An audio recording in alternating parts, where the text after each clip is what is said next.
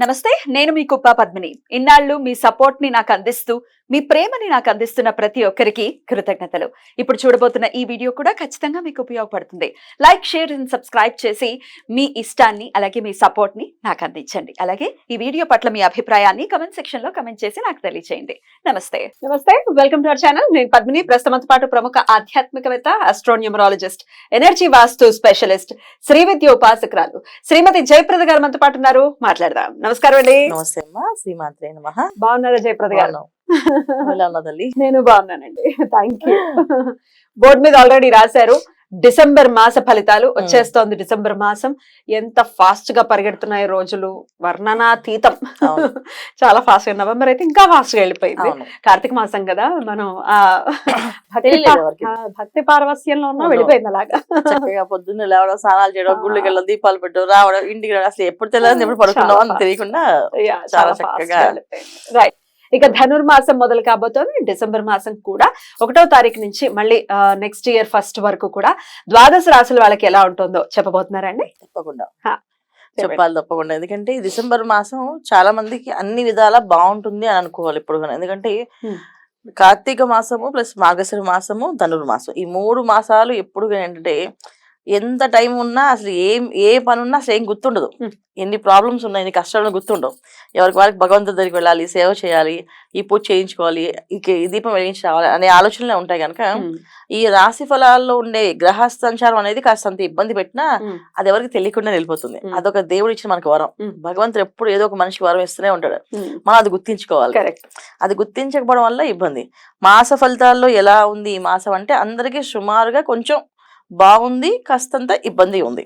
అయితే బాగున్నా ఇబ్బంది ఉన్నా అందరూ దేవాలయానికి వెళ్ళడం, దర్శనం చేసుకుని ఏదో రూపంలో స్వామివారి దర్శనం చేసుకుంటూ అసలు దీపం పెట్టడానికో పూజ చేయడానికో వెళ్తూ ఉంటాం కనుక ఈ అనుగ్రహం మనకి ఆ స్వామివారి దగ్గరికి వెళ్ళడం వల్ల అనుగ్రహం మనకి చక్కగా ఉంటుంది. అయితే గోచారంలో ఈసారి ఉన్న గ్రహస్థితి మనకి చూసుకుందాం తప్పకుండా. సో వృషభ రాశిలో గురువు వక్రించి ఉన్నారు, కర్కాటక రాశిలో కుజుడు ఉన్నారు, తర్వాత కన్యా రాశిలో కేతు, తర్వాత మనకి వృశ్చిక రాశిలో రవి బుధులు కలిసి ఉన్నారు, తర్వాత మనకి మకరం రాశిలో శుక్రుడు. ఇదొక గొప్ప యోగం. ఈ మాసంలో ఈ మకర రాశిలో శుక్రుడు రావడం అనేది చాలా రాశుల వాళ్ళకి కొంచెం యోగంగా అనిపించవచ్చు, బాగుంటుంది కూడా వాళ్ళకి. తర్వాత కుంభరాశిలో శని భగవానుడు, మీన రాశిలో రాహు. ఈ కాంబినేషన్స్ అన్ని మనకి శని భగవానుడు, రాహు అయితే ఎప్పటి నుంచో ఉన్నారు. సో ఈ కాంబినేషన్స్ లో ఏంటంటే గురువు వక్రించి ఉండడం వల్ల కొన్ని లాభాలు ఉన్నాయి కొంతమందికి, కొంతమందికి ఇబ్బందులు ఉన్నాయి. శని భగవాన్ వక్రగతి నుంచి నార్మల్ స్థితికి వచ్చినందుకు కొంతమందికి చాలా హ్యాపీగా ఉంది, కొంతమందికి కాస్త మళ్ళీ ప్రాబ్లమ్ స్టార్ట్ అవుతుంది. సో మనం ఎవరెవరికి ఎలా ఉందో మనం ఈ విషయాలు తెలుసుకుంటూ వాటికి పరిహారం చేసుకో. ఏం లేదు, మనం ప్రతి విషయాన్ని భయపడట్లేదు. ఇది ఇలా ఉంది కనుక మనం పరిహారం చేసుకుంటూ నామస్మరణ చేసుకుంటూ భగవంతుని మించిన శక్తి అయితే ఎవ్వరికి ఏది లేదు. ఆయన దగ్గర పూజా పునస్కారం, జపము, అనుష్ఠానం చేసిన వాళ్ళకి ఆయనే కాపాడతారు. గ్రహాలు మనం ఏమి చేయవాలి, తప్పకుండా అది నేను నమ్ముతాను 100%. తప్పకుండా. సో ఖచ్చితంగా ఏ రాశి వాళ్ళకి ఏ ప్రాబ్లం ఉన్నా వాళ్ళు సాల్వ్ చేసేసుకోవచ్చు, ఇబ్బంది ఏమో. 15th నుంచి కూడా రవి ధనుసు రాశిలోకి వెళ్ళబోతున్నారు. అంటే పంచమాధిపతి భాగ్యస్థానంలోకి భాగ్యస్థానం అది మంచి ప్లేస్ అని అనుకోవచ్చు. మంచి ప్లేస్. ధనస్సు రాశిలో రవి భగవాన్ అంటే రవి జనరల్ గా మకరంలో దిగ్బలాన్ని పొందుతాడు. దశమ స్థానానికి ఏంటంటే దిగ్బలాన్ని పొందుతాడు ఆయన మకర రాశిలో. సో ధనస్సు దగ్గరికి వెళ్తే ఆల్మోస్ట్ మకరం దగ్గర ఉన్నట్టే కదా. సో ఖచ్చితంగా ధనస్సులో రవి వెళ్ళడం వల్ల చాలా మందికి ఉన్నతమైన స్థానాలకి, పదవులకి రావు అనుకునే వాళ్ళకి అవి ఇప్పించడం వస్తుంది. ఎందుకంటే ఇక్కడ శుక్రుడు వచ్చాడు, మళ్ళీ శని భగవానుడు, అందరు కాంబినేషన్స్ ఉన్నమాట. రవి, శుక్ర, శని, రాహు ఒక గ్రహమాలికలో వచ్చినట్టు ఏర్పడుతుంది. అంటే మనకి గురువు కూడా ఉన్నట్టు అక్కడ. ఎందుకంటే గురువు వక్రించి మేషాన్ని చూసినట్టు ఆ లెక్కన మనకి మొత్తం పంచగ్రహాలు ఒకే మాలికలో వచ్చినప్పుడు అదొక రకమైన యోగం. అది షష్టగ్రహాలు 6 ఉన్నాయి, 1 2 3 4 5 6 మీరు అన్నట్టుగా గురువు బ్యూటిఫుల్ అండి. చాలా మంచి ఈ స్థితి మాత్రం చాలా మంచిది. మరి దీని రీత్యా మరి ద్వాదశ రాశుల వాళ్ళకి ఎలా ఉంది ఇప్పుడు? మరి వృషభ రాశి వారికి డిసెంబర్ మాసం ఎలా ఉండబోతోందండి? తప్పకుండా వృషభ రాశి వాళ్ళకి ఈ మాసం మిశ్రమ ఫలితాలు ఉన్నాయి. మిశ్రమ ఫలితాలన్నీ మనం భయపడట్లేదు, అలా దానికోసం అయ్యో మనకి ఏం రావాలని అదృష్టం లేదు.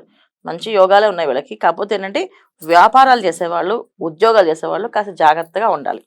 ఎందుకంటే వ్యాపారంలో, ఉద్యోగాల్లో ఏంటంటే కాస్త ఏదైనా కోపం వచ్చినా, కొంచెం ఏదైనా మాట్లాడినా ఈసారి ఎప్పుడు పట్టించుకునే వాళ్ళకున్నా చిన్న మాట కూడా పట్టించుకోవడం, తోటి ఉద్యోగులతో కాస్తంత ఇబ్బందులు ఇవి ఉన్నాయి. వాటి వల్ల మనం పట్టించకుండా సైలెంట్ గా మన పని మనం చేసుకుంటే అక్కడ నష్టం లేదు. మిగతా వాళ్ళందరికీ బాగుంది. మిశ్రమ ఫలితాలు ఎవరికి ఉన్నాయంటే ఉద్యోగస్తులకి, వ్యాపారస్తులకి. ఎందుకంటే వాళ్ళ స్థానాలు మారే అవకాశం కానీ, ఉద్యోగం వదిలేయాలని కోపం రావడం కానీ, ఎందుకంటే దశమ స్థానంలో శని భగవానుడు. దానివల్ల ఏంటంటే స్థాన చలనం ఖచ్చితంగా.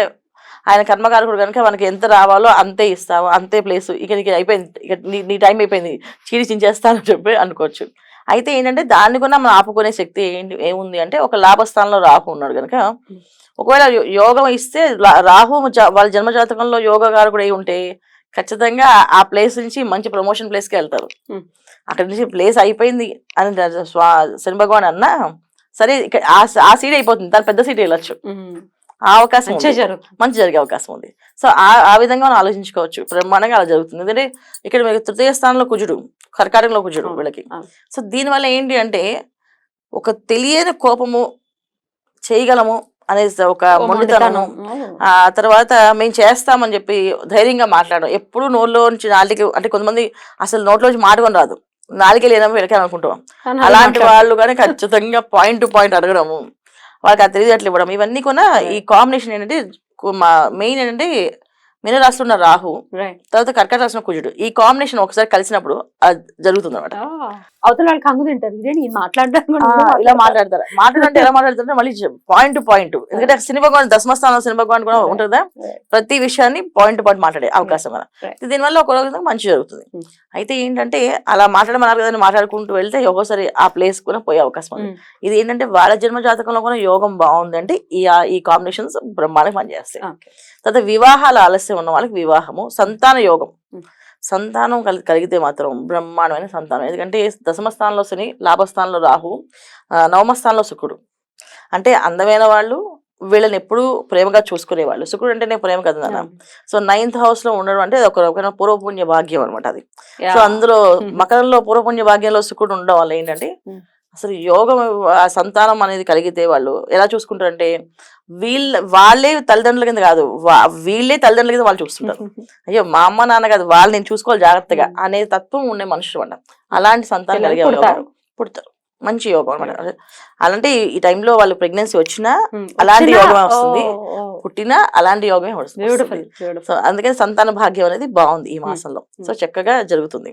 ఇది ఒకటి బాగుంది వీళ్ళకి. ఇంకొకటి ఏంటంటే వివాహాల విషయంలో చాలా బ్రహ్మాండంగా ఉంది. కాకపోతే వ్యాపారాలు మాత్రం కాస్త చూసుకొని ఆలోచించాలి. కొత్త వ్యాపారాలు మొదలు పెట్టకూడదు, కొత్తగా ప్రారంభించే వ్యాపారాలు మాత్రం మొదలు పెట్టకూడదు. ఎందుకంటే కొత్త వ్యాపారాలు మొదలు పెట్టే విషయంలో కాస్త ఈ రాహు ప్లస్ శని భగవాన్ వీళ్ళందరూ వాళ్ళ జాతకంలో కూడా బాగుంది అంటే బాగుంటుంది. వృషభ రాశిలో గురువు వక్రించి ఉన్నాడు. అందరు కాస్త ఆలోచన శక్తి మారుతుంది. అలా కాదు చేసేది ఇలా చేయొచ్చు అని చెప్పేసి ₹1 ఖర్చు పెట్టి 10 లక్షలు ఖర్చు పెట్టచ్చు, అంత ఖర్చు అయ్యే అవకాశం కూడా ఉంటుంది. బుద్ధుడు కూడా వక్రించి ఉన్నాడు. బుద్ధుడు వక్రించి అంటే ధనాధిపతి ప్లస్ పంచమాధిపతి, ఆయన వృశ్చిక రాశిలో ఉన్నాడు. ఇంకా రవి అనుకూలంగా అంతగా ఏమి ఉండదు వృశ్చిక రాశిలో ఉంటే. ఆయన ఏ స్థానం అయినప్పటికీ కూడా అంత యోగాన్ని అయితే ఇవ్వలేడు. తులారాశి ఉన్న ప్లస్ వృశ్చిక రాశి ఉన్న రవి అంత యోగం. మళ్ళీ ధనస్సులోకి వెళ్తేనే మనకి ఆ యోగాలు వస్తాయి. 15వ తారీఖు నుంచి ధనస్సులో.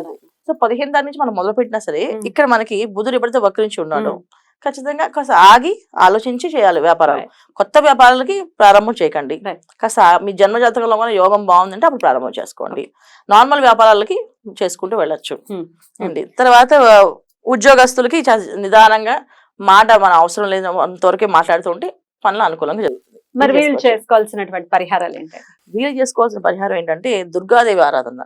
లాభస్థానంలో రాహు వీళ్ళకి యోగించాలంటే దుర్గమ్మ వారి ఆరాధన చేస్తున్నారు. ఒకవేళ వీళ్ళ జాతకంలో రాహు ఇబ్బంది పెట్టే ప్లేస్ లో ఉన్నప్పటికీ కూడా దుర్గా ఆరాధన చేస్తే ఆ ఎనర్జీస్ చక్కగా, ఆ రాహు ఇచ్చే ఎనర్జీస్ తగ్గి దుర్గమ్మ వారి ఆరాధన పెరగడం వల్ల, వీళ్ళు ఎక్కువ చేయడం వల్ల పాజిటివ్ ఎనర్జీస్ పెరుగుతూ ఉంటాయి. అంటే లాభస్థానంలో యోగిస్తాడు ఆయన ఖచ్చితంగా. కాకపోతే మన జాతకంలో లాభస్థానం ఉన్నాడు తెలియదు ఆయన ఎక్కడున్నాడు కదా, ఆ ప్లేస్ లో మనకి ఇబ్బంది పెట్టుకుంటుంటే దుర్గమ్మ వారు ఆరాధన చేసుకోవడం చాలా మంచి ఫలితాలు ఉంటాయి. బ్యూటిఫుల్ అండి.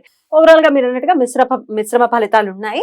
అయినప్పటికీ దుర్గాదేవిని శరణ వేడితే డెఫినెట్ గా ఈ మాసం బ్రహ్మాండంగా ఉంటుంది. సూపర్ అండి, చాలా బ్యూటిఫుల్ గా ఎక్స్ప్లెయిన్ చేశారు. ఇక నెక్స్ట్ వీడియోలో మిథున రాశి గురించి తెలుసుకుందాం. థ్యాంక్ యూ అండి. నమస్తే. నమస్తే అమ్మా. శ్రీమాత్రే నమః.